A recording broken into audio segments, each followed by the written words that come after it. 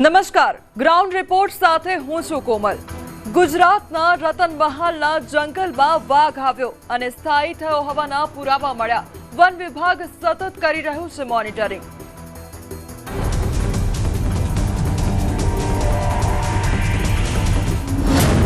ગુજરાતમાં વાઘની royal entry. સિંહની ધરતી પર હવે વાઘ આવ્યો।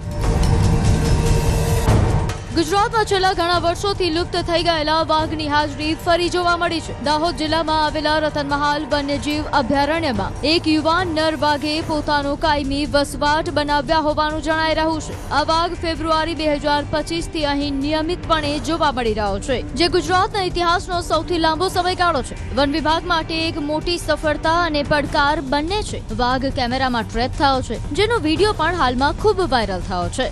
વન અને પર્યાવરણ મંત્રી અર્જુન મોઢવાડિયાએ પણ ગુજરાતમાં વાઘ અંગે પુષ્ટિ કરી છે। સોશિયલ મીડિયા પર પોસ્ટ કરીને લખ્યું છે કે એશિયાઈ સિંહની ધરતી પર વાઘે પોતાનું ઘર બનાવ્યું છે। 9 મહિનાથી રતનમહાલના જંગલોમાં વાઘ જોવા મળી રહ્યો છે।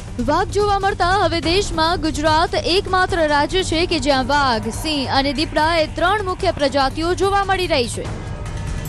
આપણે ત્યાં જે 4 બિગ કેટ માનવામાં આવે છે, દીપડા, સિંહ અને વાઘ, આ 4માંથી 3 જે કુદરતી રીતે જ બિગ કેટની હાજરી ગુજરાતમાં જોવા મળી છે। અને વાઘને એમના શિકાર બેઝ મળી રહે, પ્રે બેઝ મળી રહે, એ માટે ત્યાં ચિત્તલ સહિતના જે પ્રાણીઓ છે, તૃણભક્ષી પ્રાણીઓ, એને ત્યાં રિલોકેટ કરવામાં આવ્યા છે। અને એ ઉપરાંત બીજો પણ પ્રેબેઝ ત્યાં રતનમહાલ જંગલની અંદર પૂરતા પ્રમાણમાં મળી રહેવાનો છે।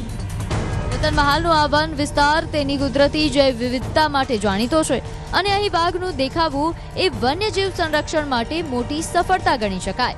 ગઈકાલે વાયરલ થયેલા વિડીયોમાં આ ભવ્ય પ્રાણી જંગલમાં ફરી રહ્યા હોવાનું સ્પષ્ટ જોઈ શકાય છે। આ દ્રશ્યથી માત્ર વન વિભાગ જ નહીં, પરંતુ રાજ્યના તમામ પર્યાવરણ પ્રેમીઓમાં હર્ષની લાગણી છવાઈ છે। ગુજરાત હવે એક એવું રાજ્ય બન્યું છે જ્યાં સિંહ, દીપડો અને વાઘ જેવા વન્યજીવ એક સાથે વસી રહ્યા છે। સામાન્ય રીતે એવું શક્ય હોતું નથી।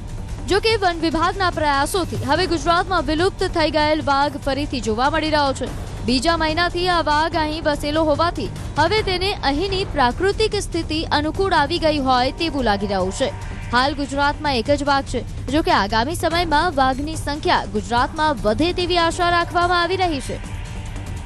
ગઈકાલનો એક મીડિયાની અંદર ટ્રેન્ડિંગ થઈ રહ્યું છે કે ગુજરાતમાં વાઘ આવ્યો અને રતનમહાલના વન્ય અભયારણ્યની અંદર જેની વર્ષો પહેલાં બાયોડાયવર્સિટી હતી, એ બાયોડાયવર્સિટીને જાળવી રાખવા માટે વન વિભાગ ખૂબ અનેક પ્રયાસો કરતું હતું અને તેના જ ભાગરૂપે અત્યારે આપણે એના પરિણામો જોઈ રહ્યા છીએ કે એ કેમેરામાં ટ્રેપ થયો।